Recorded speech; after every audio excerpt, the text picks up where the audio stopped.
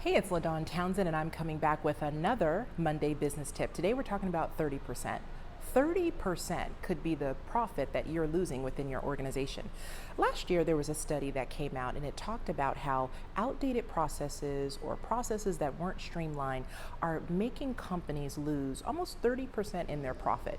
Now, how can you identify if that's happening in your organization? So let me share this with you. We've done a elevated case study on this, and it's actually available for you to sign up and receive a copy of it, our case study on how to stop this leakage of 30%. But I want to give you a few quick tips of how you can go into your organization today and actually see if this is occurring. So our webinar was entitled Company Held Hostage. Now, why is that so? It is so because we have found that in most cases, when there is a process gap, there is something that is leaking within the profit, it is directly tied to employee performance and or systems. So when you're taking a look at your overall processes, here are the number one things that I want you to take a look at to see if you're losing this 30%. Number one, what are your backup systems when it comes to operations or processes that do require your employees to be hands-on? Sometimes you have employees that are in positions for a long period of time, and even though you have standard operating procedures, they may have their own operating procedures. Now, this is something that normally happens within organizations. So it happens. You're doing a task, you're doing data entry, you're doing customer service, and you find ways of shortcuts, but you're still getting the goal met, and it's within the standards of the organization. That's great. But we're talking about those standards that are really creating processes that aren't connecting together. So for example, there was a project that I worked on years ago where it was around a retail store that was bringing in new sales, and then the order fulfillment on the back end would have to then verify the customer's account and set things up.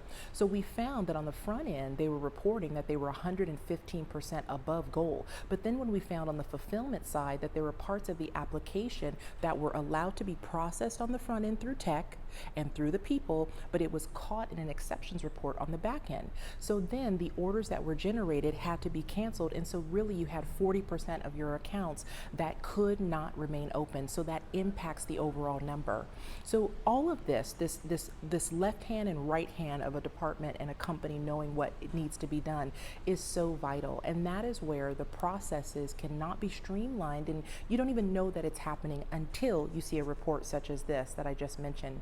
So how can you take a look at this? Here's the number one thing as a leader that you should be looking at.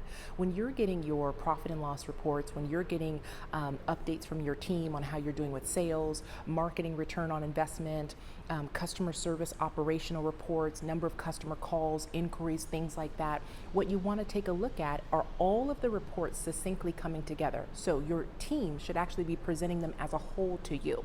You should have your sales kick off, then you have the next step, which is order fulfillment or customer service, and then finance comes in. All three reports should holistically come together and say the same thing. Each feeds off of the next. If you have three different reports from these major departments within your organization that are speaking a different language, then number one, you have a potential gap within your organization. And from a profit standpoint, you could be losing 30%.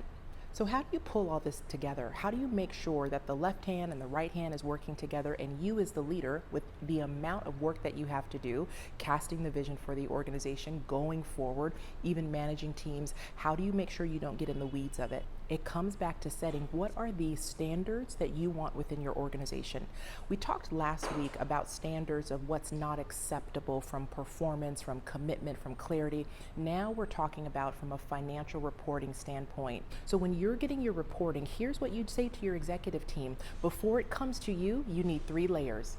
Write that down, 3 layers of touches before it comes to you. Meaning, if your accounting team is putting together the report, the CFO must sign off on it first before it comes to you.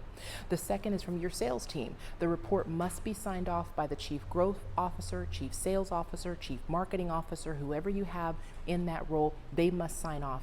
And then also from an operations perspective, your COO must sign off on the report before it comes to you. Even in these C-suite positions that are equivalent You want to make sure that when you're looking at the information, it signs off. Why are you needing to do that? Because it will then require these teams to make sure that they are aligned, to make sure that they are talking within each other, to that the reporting is coming together. And what I have seen 8 times out of 10 of doing business process improvement work with organizations is once we get all of the key players in the room to share what their performance reports are, we find the gaps. We find that the sales on the front end, and the example I gave you, were being opened, but the back end did not know that there were new application requirements, and so they were canceling the accounts.